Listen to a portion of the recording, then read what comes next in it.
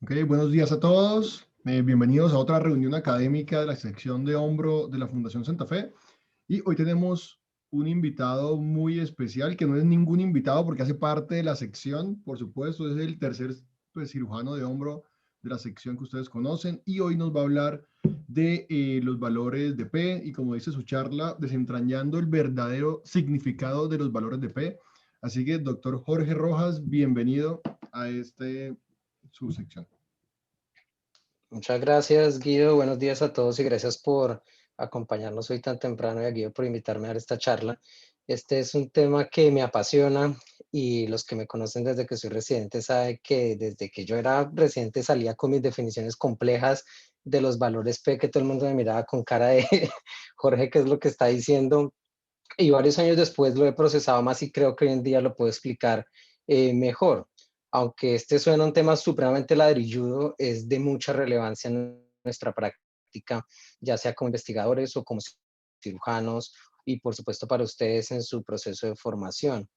Porque entre más joven uno entienda esto, menor es el golpe que se da cuando se da cuenta de los errores, ya que existe un problema importante al usar los valores P como los hemos estado usando.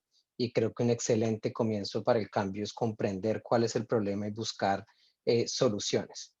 Así que mi objetivo con esta charla es desentrañar el verdadero significado de los valores P, crear conciencia sobre el mal uso que se les da y con suerte despertar su interés en un cambio en la forma en que usamos los valores P. Entonces, los fanáticos de esta saga de ciencia ficción que es de Hitchhiker's Guide to the Galaxy o la guía del viajero galáctico, que es de Douglas Adams, saben que la respuesta al sentido de la vida, el universo y todo lo demás es 42. Para aquellos que no conocen esta serie, si ustedes buscan en Google esto, la respuesta al sentido de la vida, el universo y todo lo demás, pues se van a dar cuenta que la respuesta es 42. El chiste, por supuesto, es que la verdad no puede ser revelada por un solo número. Y sin embargo, ese es el trabajo que le damos a los valores P. La ironía de esto es que cuando el estadístico británico Ronald Fisher, que es este señor que se ve ahí pensando, introdujo el valor P hace un siglo, no pretendía que fuera una prueba definitiva.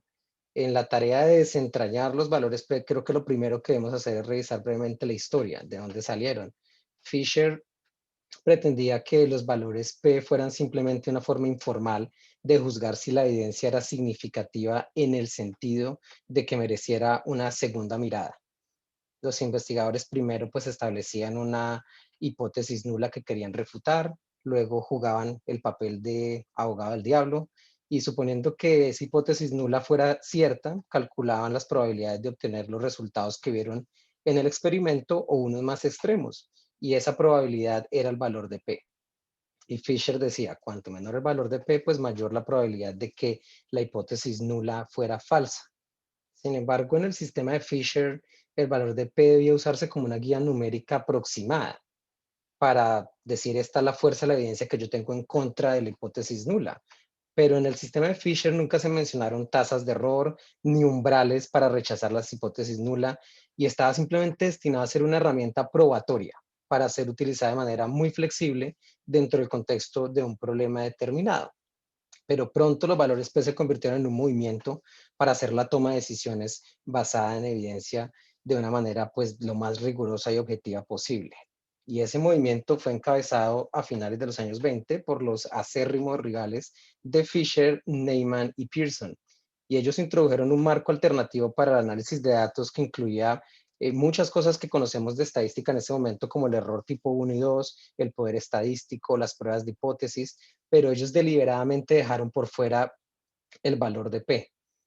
Pero pues mientras, como pasa muchas veces, mientras los rivales se peleaban, otros investigadores perdieron la paciencia y comenzaron a escribir manuales de estadística y se creó un sistema híbrido que incluyó el valor P, fácil de calcular de Fisher, en el sistema basado en reglas tranquilizadoramente riguroso de Neyman y Pearson. Y aquí fue cuando el valor de P de 0.05 se consagró como estadísticamente significativo. Como resultado, como dice Steven Goodman, que es un estadístico y médico de Stanford, el valor P pues nunca fue diseñado para usarse como se usa hoy y sin embargo un siglo después la confusión persiste. Y es que la idea de que los valores P se utilizan incorrectamente es casi tan antigua como el concepto de los valores P en sí mismos. Y sin embargo, muchas de las conclusiones científicas publicadas, mucho de lo que vemos en los congresos, pues se basa en el concepto de significación estadística. La mayoría de los lectores, aun aquellos ocasionales de evidencia, saben que para que los resultados se declaren estadísticamente significativos simplemente deben pasar una prueba. La respuesta a esa prueba se llama valor P y si su valor P es menor que 0.05, bingo, usted obtuvo un resultado estadísticamente significativo. Suena sencillo, ¿no? Pero en realidad no es tan sencillo. A pesar de que el valor de P es probablemente el índice más ubicuo y al mismo tiempo uno de los más, es al mismo tiempo uno de los más mal entendidos, mal interpretados y en ocasiones mal calculados en toda la investigación biomédica. Y la muestra de eso es que en una encuesta de residentes de medicina interna publicada en JAMA en el 2007, el 88% de los residentes expresó una confianza entre aceptable y completa para interpretar los valores P, pero solo el 62% pudo responder correctamente una pregunta básica elemental de interpretación del valor P. Y este no es un problema solo de medicina interna. En ortopedia la situación es similar. En este artículo reciente publicado en JBJS, 13 años después del artículo de JAMA, pues la situación en ortopedia está lejos de ser diferente.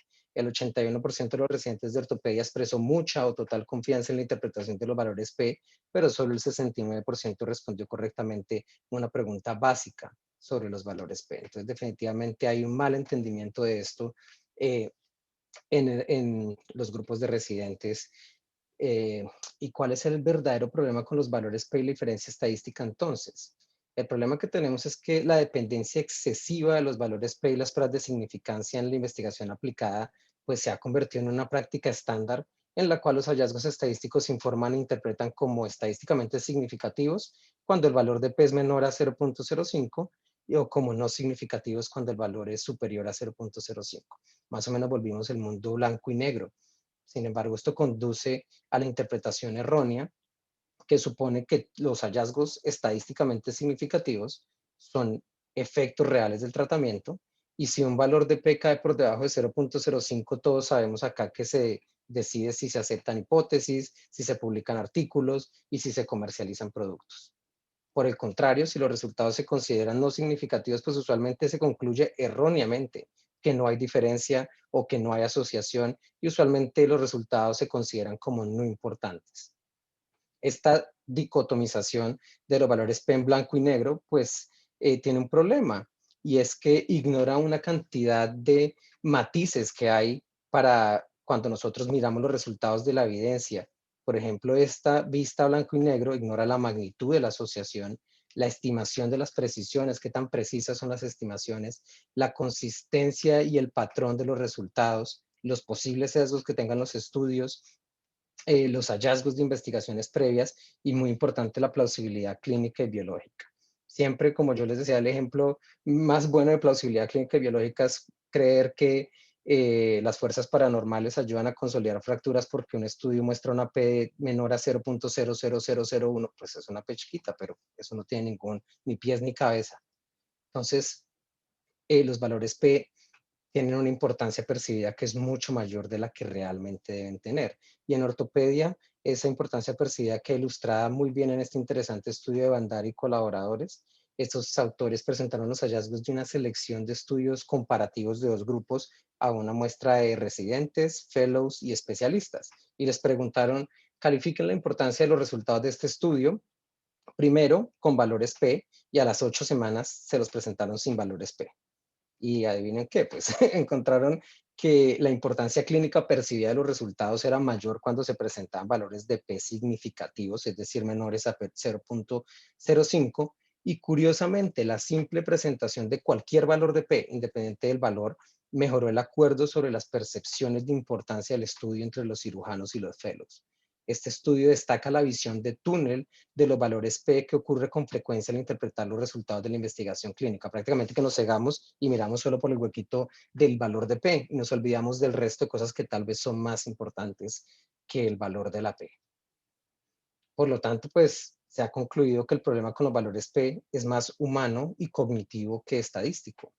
Clasificar los resultados en estadísticamente significativos y estadísticamente no significativos hace que las personas piensen que los elementos asignados de esa manera pues son categóricamente diferentes y eso en realidad no es cierto. Y un aspecto que contribuye mucho a este problema son los conceptos erróneos generalizados que todos tenemos de los valores P, que muchas veces aprendemos simplemente porque escuchamos, y la incomprensión de la inferencia estadística. Mi objetivo en el resto que queda de esta charla es tratar de aclarar esos aspectos para ustedes. Entonces, ¿qué es el valor de P? Esta es la definición que yo les decía, que yo repetía y que todo el mundo mira, pues abre los ojos porque suena muy rara. La definición del valor de P en palabras es la probabilidad de obtener el resultado observado o uno más extremo si la hipótesis nula es verdadera o cierta. Pero pues incluso las definiciones más simples de los valores P tienden a complicarse, así que vamos a desglosarlo. Cuando calculamos un valor de P, lo que estamos poniendo a prueba es lo que se conoce como hipótesis nula, que dice que no hay diferencia o no hay asociación. Y lo primero que debe quedar claro para ustedes es que los valores de P, la hipótesis nula, no es una prueba de la pregunta que como investigadores usualmente deseamos responder con mayor desesperación. Usualmente nosotros queremos ver si hay diferencias, si hay asociaciones, si hay efectos. Entonces, con el valor de P usualmente uno no está evaluando esa hipótesis. Uno usualmente está evaluando la hipótesis nula. Esa hipótesis que queremos responder es la hipótesis alternativa. Para aclararles mejor esto, les voy a presentar un ejemplo. Supongan que un investigador realmente quiere saber si comer una barra de chocolate al día conduce a pérdida de peso. Y para probar eso, asignan a 50 participantes a comer una barra de chocolate al día y a los otros 50 les ordenan abstenerse de la barra.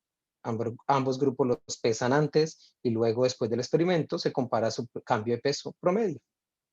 La hipótesis nula viene a ser, otra vez como les decía, el argumento del abogado del diablo. Y dice, no hay diferencia en la pérdida de peso de los que consumieron chocolate frente a los que no.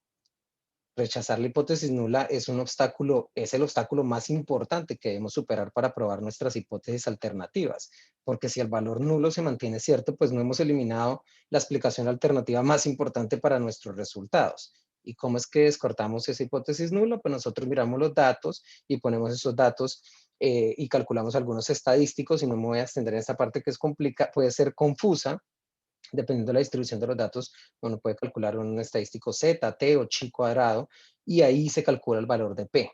Pero básicamente, en palabras normales, en español, lo que preguntamos es qué tan ridículo o qué tan raro sería creer que la hipótesis nula es la respuesta verdadera, dado los resultados que yo encuentro en mi estudio. Rechazar la hipótesis nula es algo así como el principio de inocencia hasta que se demuestre lo contrario en los casos judiciales que comienzan con la suposición de que el acusado es inocente. Luego pues empiezan a mirar la evidencia, el cuchillo ensangrentado con huellas dactilares, la historia de violencia del acusado, relatos de testigos presenciales. A medida que aumentan y aumentan las pruebas, esa presunción de inocencia comienza a parecer ridícula o ingenua. Y en cierto momento los miembros del jurado tienen la sensación de que, más allá de toda duda razonable, el acusado no es inocente. Pues las pruebas de hipótesis nula siguen una lógica muy similar.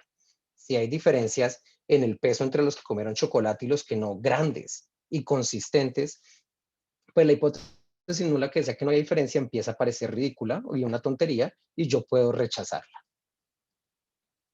Pero pues quizás ustedes estén pensando en este momento, esta no es una forma bastante indirecta de demostrar que algo funciona. Y la respuesta es sí, lo es, pero así son las pruebas de hipótesis. El valor de P, por lo tanto, nos da evidencia indirecta de lo que nosotros estamos evaluando y no dice nada sobre si la conclusión científica es correcta o no. Simplemente nos ayuda a comprender cuán raros son los resultados. Pero ojo, acá este es un punto complicado y algo que casi siempre nos olvidamos, y es uno de los meollos del asunto.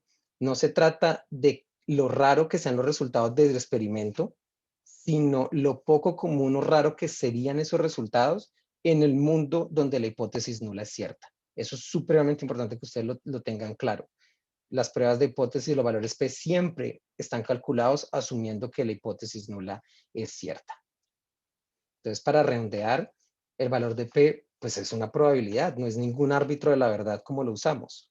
Y hay dos aspectos del valor de P que ya mencioné, pero que me gustaría enfatizar y que si ustedes piensan en estos dos conceptos cuando piensen en valores P, creo que van a tener una mayor claridad de qué significan realmente. El primero es que, como les mencioné antes, lo debemos ver como una medida de rareza o de sorpresa. Piensen en los valores P como rareza o sorpresa. Entre más chiquito, más raro, más sorprendente el resultado y pues puedo rechazar la hipótesis nula. Sin embargo, un valor de PS menor a 0.05 no significa necesariamente que la hipótesis en estudio sea verdadera. Y esto es algo que ustedes deben tener siempre en mente. En las pruebas de hipótesis nosotros nunca podemos descartar de lleno, por completo, la hipótesis nula. Al igual que los jurados no son testigos de primera mano de un crimen, siempre queda una duda razonable. Por casualidad, es posible obtener una muestra que produzca un valor de P pequeñísimo, aunque la hipótesis nula siga siendo cierta. El azar siempre nos puede dar sorpresas. Y permítanme, les ilustro esto con un ejemplo. Si yo lanzo 5 dados al mismo tiempo, la probabilidad de sacar uno en todos esos dados es 0.00013. Por el bien del ejemplo, esta probabilidad puede asumirse como el valor P. A pesar de que es muy poco probable de que eso pase, aún puede suceder. El azar puede producir sorpresas y un valor de P bajo no significa necesariamente que la hipótesis alternativa sea cierta o que la hipótesis nula sea falsa. El segundo punto, y tal vez más importante, es condicionado. Piensen siempre, entonces el uno es rareza y el segundo es condicionado, y el valor de P siempre está condicionado a que es una probabilidad condicionada a que la hipótesis nula sea cierta. Siempre imagínense que uno está evaluando eso en un mundo hipotético en el que yo estoy asumiendo que no existen diferencias. Es decir, siempre asumimos que es cierto y por lo tanto el valor de P no es más que un índice que mide la fuerza de la evidencia en contra de la hipótesis nula. ¿Sí? Entonces, por lo tanto, pues ningún valor de P, por pequeño que sea, puede revelar la plausibilidad, la presencia, la verdad o la importancia de una asociación o de un efecto. Y lo otro que es muy importante, como yo estoy condicionando este valor de P a que la hipótesis es nula, es cierta, el valor de P no tiene nada que decir sobre las probabilidades de las hipótesis, ni tampoco tiene nada que decir sobre los resultados que podrían ser obtenidos cuando la hipótesis nula es falsa, porque eso es imposible. Yo estoy condicionando a que la hipótesis nula siempre es cierta. Entonces, debido a todo este mal uso y mala interpretación de los valores P, en 2016 la American Statistical Society desarrolló una declaración formal que aclara muchos principios acordados que subyacen al uso de los valores P. Yo ya he mencionado varios de estos principios de fondo en lo que les he contado, pero quiero que los miremos específicamente para que les acabe de quedar más claro el uso adecuado de los valores P. El primer principio dice, que ya lo hemos dicho, los valores P pueden indicar cuán incompatibles son los datos con un modelo estadístico específico. El modelo estadístico específico usualmente pues, es la hipótesis nula. Un valor de P refleja el grado en el que la hipótesis que se está probando es compatible con lo que yo observo. Otra vez, la hipótesis que está probando usualmente es la nula. Cuanto menor es el valor de P, menos compatible es la hipótesis nula con lo que yo estoy observando en mi experimento. Pero acá hay una advertencia, tengan precaución. La advertencia es que la precisión del valor de P es tan buena como el modelo estadístico subyacente y los supuestos relacionados a esos modelos. Y los que estén acá, que hayan tomado cursos de estadística o hayan hecho entrenamiento formal en epidemiología, pues saben que todas las pruebas estadísticas y los modelos estadísticos tienen supuestos. Y si las suposiciones subyacentes a esos modelos no son correctas, o yo utilizo un modelo que no aplica para el tipo de datos que tengo, un valor de P pequeño pues simplemente puede representar lo inapropiado del modelo y no proporciona información válida. Esto es algo que se nos olvida mucho y que a menudo pasamos por alto y está ilustrado en este estudio de Parsons y colaboradores. En una muestra de estudios de literatura ortopédica, estos autores informaron que 39 de 100 estudios ortopédicos no utilizaron un análisis estadístico apropiado y un análisis más apropiado habría cambiado las conclusiones en el 17% de las investigaciones. Pero que estos son números llamativos y preocupantes, es algo que siempre debemos mirar cuando evaluemos los estudios, no solo el valor de P. El principio número 2 es que los valores P no miden la probabilidad de que la hipótesis estudiada sea cierta o la probabilidad de que los datos se hayan producido solo por el azar. Y esta es una muy frecuente que la gente menciona. Los investigadores a menudo desean convertir un valor P en una declaración sobre la verdad de una hipótesis nula o sobre la probabilidad de que el azar produzca los datos observados. Y el valor P no es ninguno de los dos. Es una declaración sobre los datos observados en relación con una explicación hipotética, que es usualmente la hipótesis nula. O sea que en realidad el valor de P no me está diciendo cuál es la probabilidad de que el azar haya producido esos resultados. Es cuán raros son los resultados que observé en el mundo en el que la hipótesis nula es cierta. A través de estos principios les voy a dar una lista de nos, que nos va a ser útil para un uso adecuado de los valores P. Y en este caso es, no crea que el valor de P da la probabilidad de que el azar por sí solo produjo la asociación o efecto observado, o la probabilidad de que su hipótesis de prueba sea verdad. Uno nunca puede decir si la hipótesis de prueba es verdad, uno siempre puede decir que es rara, que es improbable y por eso rechaza la hipótesis nula. Por ejemplo, en un ensayo controlado aleatorio que compara un procedimiento con una fijación X versus una fijación Y, encuentran que la fijación Y produce 1.2% menos no unión que la fijación X y la P que presentan es 0.03. Muchas personas dicen que esto significa que existe una probabilidad del 3% de que esa diferencia en no unión sea el resultado del azar solamente. Pero la realidad es que ese valor de P no nos dice la probabilidad de que el azar produzca ese efecto, ni nada sobre la verdad de ese efecto. La justificación científica de por qué la fijación Y resultó en menos no unión proporciona la justificación de los hallazgos, más no el valor P. El principio número 3 es que las conclusiones científicas y las decisiones comerciales o políticas no deben basarse únicamente en si un valor de P pasa un umbral específico. Y por lo tanto, ustedes nunca basen sus conclusiones únicamente en si encontró que un efecto o una asociación es estadísticamente significativo. Una conclusión no se vuelve automáticamente verdadera en un lado del punto de corte y falsa en el otro lado del punto de corte. Por ejemplo, tomar la decisión de recomendar un tratamiento cuando el valor de P es 0.04, pero no recomendarla cuando es 0.06 tal vez es un error. Los investigadores debemos poner en juego muchos factores contextuales para derivar inferencias científicas, tales como el modelo estadístico que se utilizó, el diseño del estudio, la forma en la que se midieron los desenlaces y otras fuentes de sesgo antes de implementar la evidencia a la práctica clínica. El principio número 4 dice que la inferencia adecuada requiere transparencia e informes completos. Ustedes siempre que ustedes vean un investigador que elija qué presentar basándose en los resultados estadísticos, pues van a pensar que ustedes deben tener claridad de que la interpretación válida de esos resultados se ve seriamente comprometida.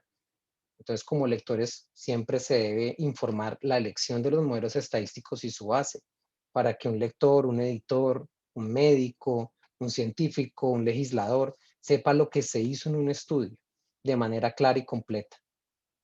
Entonces, el no acá, que yo casi que lo cambiaría a nunca, es no informe los valores P y los análisis relacionados de forma selectiva. Hay gente que hace esto. Hay gente que dice, uy, la P no me dio significativa, voy a cambiar el análisis estadístico a ver si me da por otro lado. Estos, como los nombres de los delitos de la significancia estadística, se llaman dragado de datos, persecución de significancia, búsqueda de significancia, inferencia selectiva y en inglés p-hacking. Y esto todo lo debemos evitar y se debe evitar a toda costa. Uno nunca debe presentar los resultados en base a los valores de P nada más. El principio número 5 dice que un valor de P o la significación estadística no mide el tamaño de un efecto o la importancia de un resultado. Y por favor, esto también llévenselo siempre en mente.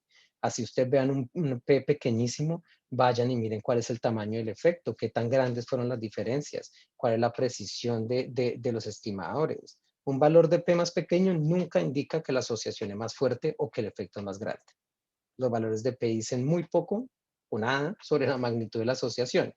Por ejemplo, un estudio con un tamaño muestra gigante y una estimación muy precisa puede producir valores de P pequeños en presencia de asociaciones muy débiles. Simplemente porque, por ejemplo, en la era en la que estamos de Big Data, yo incluí 400,000 pacientes.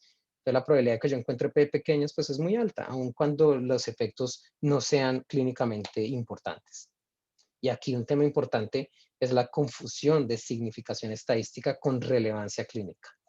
Entonces, la relevancia clínica en realidad es un concepto complejo que transmite cuán significativo es un hallazgo para un desenlace dado y su relevancia para el paciente o el médico. Y tiene en cuenta muchos factores, como yo ya les he mencionado, la magnitud y la dirección, el tamaño del efecto supera la diferencia mínima clínicamente importante descrita, que es en inglés el MCID, la precisión de las estimaciones, cuál es el tipo, la gravedad e implicación pronóstica de ese resultado, cuál es el contexto social en el que se va a aplicar, la edad de los pacientes, etcétera, etcétera. Ya la relevancia clínica, como ustedes se dan cuenta, es un concepto mucho más complejo que el simple valor de P. Y por último, pero no menos importante, el principio 6, por sí solo, un valor de P no proporciona una buena medida de evidencia con respecto a un modelo o a una hipótesis. Y estos son dos no que ustedes deben tener siempre muy en cuenta. No crea que existe una asociación o un efecto solo porque fue estadísticamente significativo. Y aún más importante, no crea que una asociación o efecto está ausente simplemente porque no fue estadísticamente significativo. Esto es una frase que a mí me gusta mucho usar y es que la ausencia de evidencia de un efecto no es evidencia de la ausencia de ese efecto. Muchas veces tenemos problemas de poder y esa es la razón por la cual no encontramos diferencias. Tampoco debemos concluir que dos estudios entran en conflicto simplemente porque uno tuvo un resultado estadísticamente significativo y el otro no. Uno ve mucho eso en las discusiones de los estudios. Este estudio está en conflicto con uno anterior que presentó una P menor, no necesariamente. Se ha demostrado que si uno coge dos bases de datos similares y las corre con el mismo modelo estadístico dos veces, uno puede obtener valores de P diferentes. Pues ya hemos hablado mucho sobre lo que no se debe hacer y pues saber qué no hacer con los valores P es realmente necesario, pero no es suficiente. Es como si los estadísticos y los epidemiólogos estuviéramos pidiendo a los usuarios de la estadística que arrancaran las vigas y cimientos que sostienen el edificio de la investigación científica moderna sin ofrecer ningún material de construcción sólido para reemplazarlos y pues definitivamente necesitamos más. Y la idea es que la inferencia estadística en el siglo XXI suena como un mundo que está aprendiendo a aventurarse más allá del P menor a 0.05. Sin embargo, pues esta imagen que yo pongo acá es una fantasía y es difícil de lograr y va a tomar mucho tiempo, pero ese sería un mundo donde los investigadores son libres de tratar P igual a 0.051 y P igual a 0.049 como si no fueran categóricamente diferentes, donde los autores ya no se vean obligados a publicar selectivamente sus resultados basados en un solo número mágico.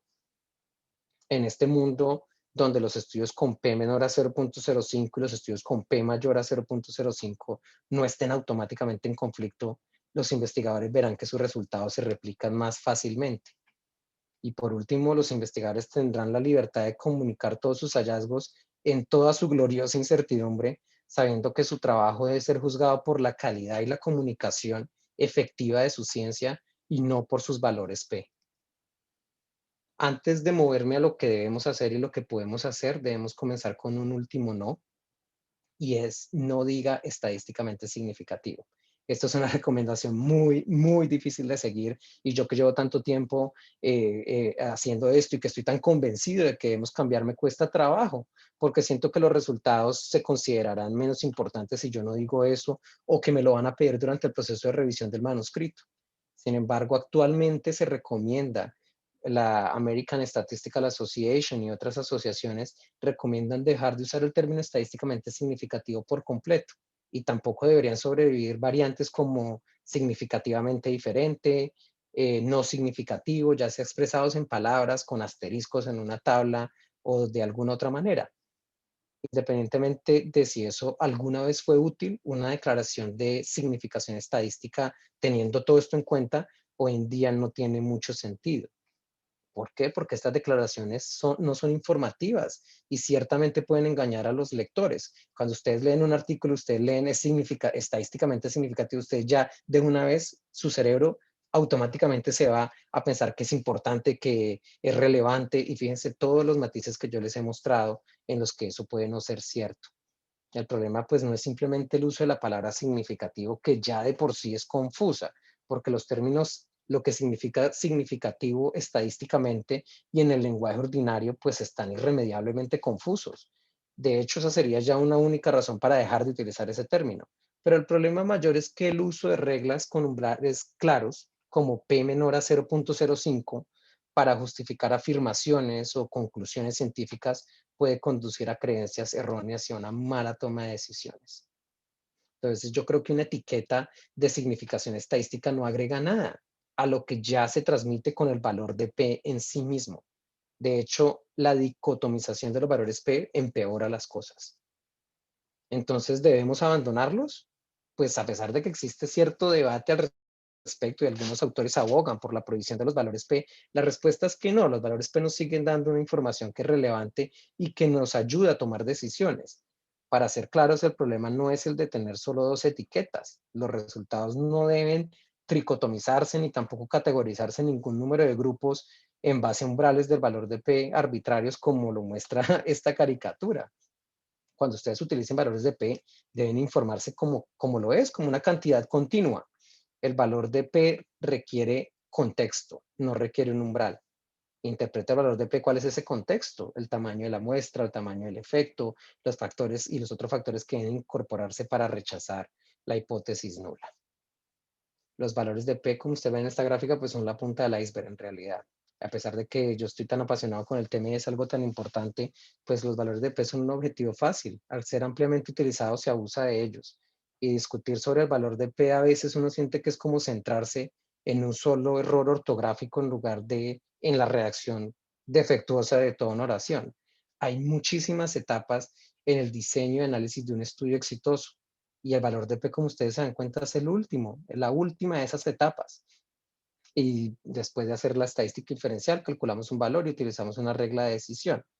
Pero en la práctica, las decisiones que se toman antes del análisis de los datos, que es toda la base del iceberg, tienen un impacto mucho mayor en los resultados, desde el diseño experimental, la fase de ajuste por factores de confusión o un simple error de medición. Y como les decía, uno puede lograr niveles arbitrarios de significación estadística cambiando la forma en que los datos se limpian, se resumen o se modelan. Yo no sé si ustedes han hecho ese ejercicio, pero si no lo han hecho un día que tengan una base de datos, cambien ciertos números o cambien la prueba y ustedes van a ver cómo cambia el valor de P. Los estadísticos y las personas a las que enseñas y que enseñamos y los epidemiólogos debemos dejar de discutir únicamente sobre los valores de P y evitar que el resto del iceberg hunda la ciencia. Entonces, ¿qué es eso que podemos hacer? Pues no existe una solución que reemplace mágica y majestuosamente el papel descomunal que tienen los valores P en este momento y la significación estadística, pero las recomendaciones para pasar progresivamente a un mundo más allá de P menor a 0.05 se resumen en esta frase y pues no la cambié del inglés porque crean un acrónimo que es ATOM, que es Accept Uncertainty and Be Thoughtful, Open and Modest. Y aceptar la incertidumbre es muy importante. La incertidumbre existe en todas partes en la investigación y debemos aprender a aceptar la incertidumbre y la variación en los efectos. Una forma natural de aceptar la incertidumbre en nuestro pensamiento siempre es acompañar cada estimación puntual, diferencias, lo que sea, RRs o Rs, con una medida de incertidumbre, con un error estándar o una estimación de intervalo. Greenland, que es un epidemiólogo muy reconocido, sugiere que una forma práctica de hacerlo es cambiar el nombre de los intervalos de confianza a intervalos de compatibilidad, porque eso de confianza suena como si en verdad estuviera muy confiado. Y en realidad, específicamente lo que recomienda es que describamos las implicaciones prácticas de todos los valores dentro del intervalo, porque esos valores todos son plausibles.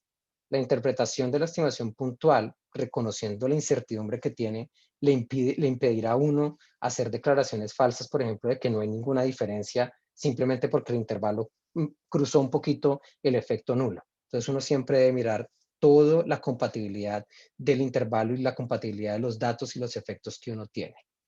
Por último, lo de thoughtful, open and modest es ser reflexivo, transparente y modesto. Y cuando ellos se refieren a ser reflexivos, estas recomendaciones son de la American Statistical Association. Cuando ellos se refieren a ser reflexivos, están visualizando una especie de reflexibilidad estadística en la que los investigadores estadísticamente reflexivos tengan objetivos claramente expresados y que reconozcan cuando uno está haciendo un estudio exploratorio y cuando uno está haciendo un estudio que está planificado de manera más rígida y intervenir en la producción de datos sólidos, considerando no una, sino varias técnicas para el análisis de los datos.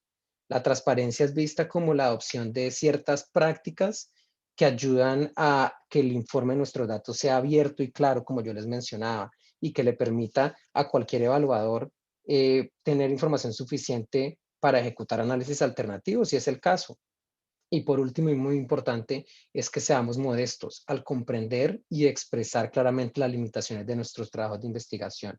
Ser modesto al reconocer que no existe un único y verdadero modelo estadístico subyacente a todos los problemas clínicos que tenemos. los valores de P, los intervalos de confianza y otras medidas estadísticas son todos inciertos y tratarlos de otra manera es un exceso de confianza inmodesto. Si ustedes están interesados en una lista más detallada de estrategias para lograr cada una de estas cosas, les recomiendo este artículo, que es el artículo en el que ellos presentan esta estrategia. Definitivamente no solo el ATOM requiere, sino que se requiere, ellos dicen ATOMIC, que es IC, que es Institutional Change. Nosotros necesitamos cambios institucionales también de las prácticas editoriales de las revistas, educativas y otras cosas que también tendrán que cambiar. Y una mejor educación en estadística es un buen comienzo. Los residentes, los especialistas, los editores de las revistas y los revisores de las revistas deben ser educados sobre estos principios que yo les presenté hoy y sobre sus implicaciones. Por último, queda uno preguntándose por qué es tan difícil eliminar el uso de los valores P como árbitro de la verdad. Y me encanta esta explicación de Goodman. La explicación básica no es ni filosófica ni científica, sino sociológica. Todos lo usan. Es la misma razón por la que podemos usar dinero.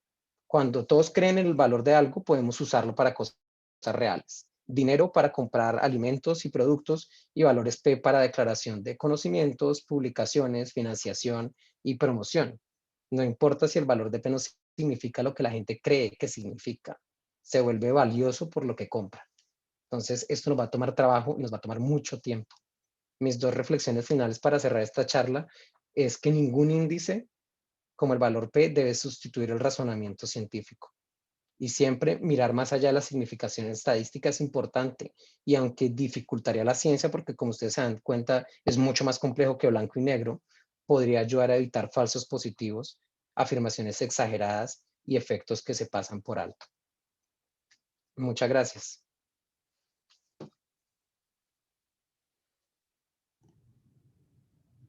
Jorge, excelente, excelente charla. Yo creo que no, pues durante todo ese tiempo la charla, por un lado me di cuenta que tenía cosas erróneas en mi cabeza y ya entendí por qué estaban mal. Creo que la P yo creía entenderlo. Digo, esa discusión la tuvimos hace unos años y pues yo más o menos conocía la definición Gracias, por gracias. la discusión que habíamos tenido, pues, pero todos estos argumentos sobre la P, creo que eso de verdad que es muy, muy valioso para todos pues, los residentes que están conectados y las personas que van a ver esta conferencia. Yo tengo un par de preguntas, pero quisiera Sí, dar claro. al doctor González, no sé si está conectado, si no, pregunto yo primero. Bueno, Aquí estoy, Guido. Aquí doctor, estoy, pero pregunte primero que estoy parqueando. así como Jorge recomienda que no usemos estadísticamente significativo, uno podría extrapolarlo a clínicamente significativo, porque de una u otra forma, clínicamente Gracias. significativo tiene que ver con, voy a poner aquí, con valores, ¿sí? Y cada persona le dice qué tan relevante es ese valor en la vida práctica de la persona, ¿sí? Digamos, el grado de elevación pues uno dice 5 grados, no es clínicamente significativo, ¿sí? Pero puede que para alguien sí sea. Entonces, ese término, así como está estadística, como promueven no usar estadísticamente significativo, ¿eso también se puede extrapolar al otro lado o no? Sí, Guido, ciertamente. Pues lo primero es que uno quisiera decir clínicamente significativo porque la palabra significativo, como les dije, es muy confusa y la palabra recomendada es clínicamente relevante y sí se puede utilizar y la recomendación si uno no va a utilizar valores de P, que es complicadísimo, o sea, yo entiendo que esto es muy difícil de implementar, pero lo ideal es que nosotros, pues no es que no los utilicemos, es que no digamos significativo, estadísticamente significativo, sino que cuando presentemos los resultados, presentemos el tamaño del efecto, lo que tú acabas de mencionar, cuánto fue la diferencia, cuál es la diferencia, cuál es el tamaño de ese efecto, un intervalo de error, sea un error estándar, un intervalo de confianza o de compatibilidad, como lo queramos llamar, y un valor de P, el valor exacto de P. Eso le va a permitir a las personas que leen el artículo, sin yo estarles diciendo esto es estadísticamente significativo o no, aplicar esos resultados a su práctica. Si eso es relevante clínicamente para los pacientes, pues depende de muchas razones, como yo les mostré en esa diapositiva. La relevancia clínica es multifactorial. Un factor, por supuesto, es el tamaño del efecto y si ese tamaño del efecto supera la diferencia mínima clínicamente importante, que es el MCID que está descrito para muchos desenlaces, ¿sí? decimos el MCID, la diferencia mínima clínica para el score ASES es tanto. Entonces, miramos si supera ese umbral y miramos otros factores para definir si ese hallazgo es relevante clínicamente para nosotros o no. Entonces, en resumen, lo que hay que hacer es presentar el tamaño del efecto, presentar un intervalo de incertidumbre, de confianza, y el valor de P como un continuo. Perfecto, muchas gracias. Hay una pregunta de Andrés Rodríguez. Por Sí. favor, puede prender la cámara, tranquilo si quiere. Doctor, bueno, primero que todo, buenos días. Jorge, muchísimas gracias por la charla. La pregunta iba más como desde el punto de vista editorial. Digamos, tengo un estudio, tengo unos resultados que son clínicamente significativos, pero estadísticamente no significativos. Sí. ¿Cómo hago para, comillas, convencer sí, a los revisores que el estudio vale la pena independiente de estos resultados? Sí. O al lector más, no tanto a los, probablemente no tanto a los revisores, sino a los lectores. Al editor. No, como yo le mencionaba a Andrés, ese es un punto muy difícil porque necesitamos cambios institucionales, necesitamos que los editores de las revistas entiendan también esto. Las diferencias que son clínicamente significativas, pero que no son estadísticamente significativas, pues pueden corresponder con una de dos cosas. Pueden corresponder con una diferencia real o puede corresponder simplemente con una falta de poder en su estudio, ¿sí? O una muestra muy pequeña. Entonces depende del contexto que uno esté estudiando y depende del tema que se esté estudiando también. Si usted está estudiando, en esto se requiere mucha flexibilidad. Nosotros no podemos utilizar la misma barra para estudios, por ejemplo, de ciencias básicas que para estudios clínicos o para experimentos clínicos. Por eso les digo, todo varía dependiendo del tipo de estudio que uno mire. Si el estudio que usted está haciendo es una cosa tremendamente novedosa, un experimento de ciencias básicas, es posible que uno acepte ese tipo de diferencias, así no sean estadísticamente significativas, siendo transparente. Creo que la discusión debe ser muy transparente en la limitación de esas diferencias y en decir que hay incertidumbre, porque usted no sabe si esas diferencias son reales o simplemente es por las limitaciones metodológicas de su estudio. Entonces, en realidad es difícil, requiere cambio institucional y requiere que uno también sea muy transparente en la forma en la que discute y presenta los resultados. Porque si usted presenta ese resultado diciendo, no, es que yo estoy seguro que hay diferencia clínica, es difícil que alguien compre esa idea. Listo, muchísimas gracias. Ok. Perfecto, Josh. El doctor González estaba parqueando, bueno. Ahí está. Doctor González. Está, pero lo dejo hablar.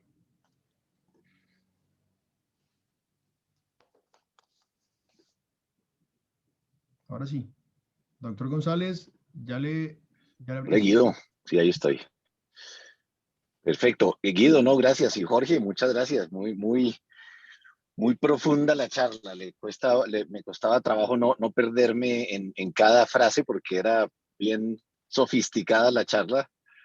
Eh, pero me encantó por el fondo de la explicación suya, que es no dejar el valor de P como único valor para tomar decisiones.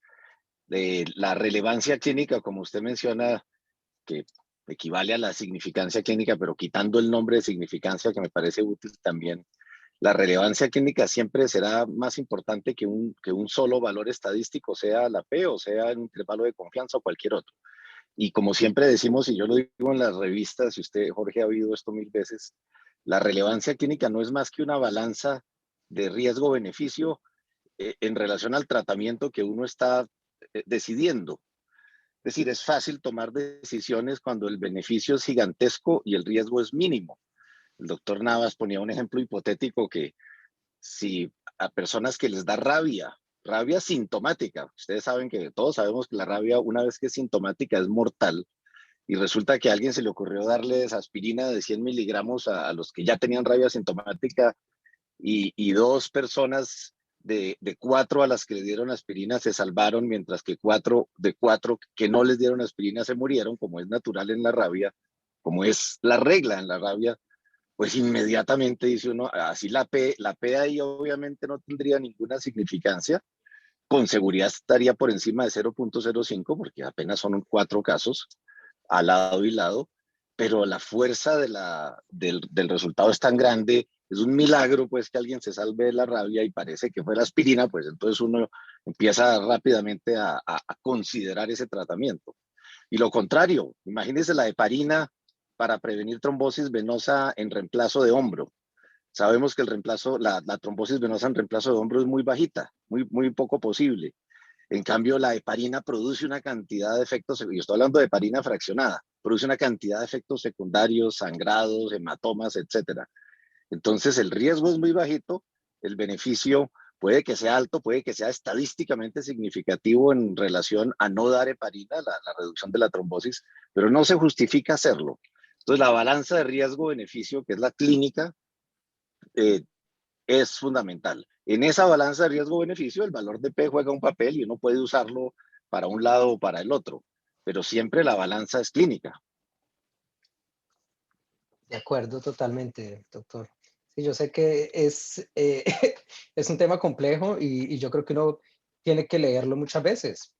A mí me tomó mucho tiempo en entender cómo funcionan, pero yo creo que si uno toma esos conceptos de fondo para aplicarlos a la práctica clínica y al uso de los valores de P, pues creo que es importante. Y el solo hecho de reconocer de que los usamos mal y de que la definición que damos es incorrecta la mayoría de las veces.